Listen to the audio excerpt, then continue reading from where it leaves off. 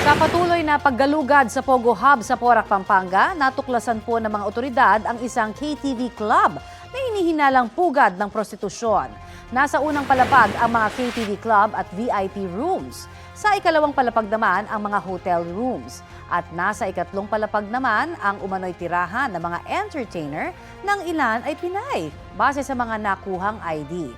Pinasok din ng mga otoridad ang tila opisina ng isa sa mga opisyal ng Pogo Hub. Nakita roon ang mga GPS tracker, mga selyadong vault at maraming computer.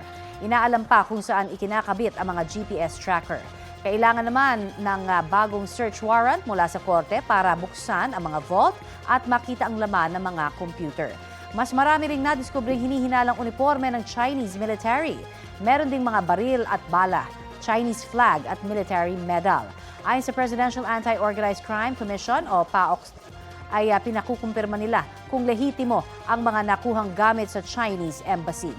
Dahil hindi pa verify kung lehitimo ang mga military uniform, sabi po ng PNP na hindi pa sapat ang ebidensya na may nakapasok ng banyagang militar sa Pilipinas.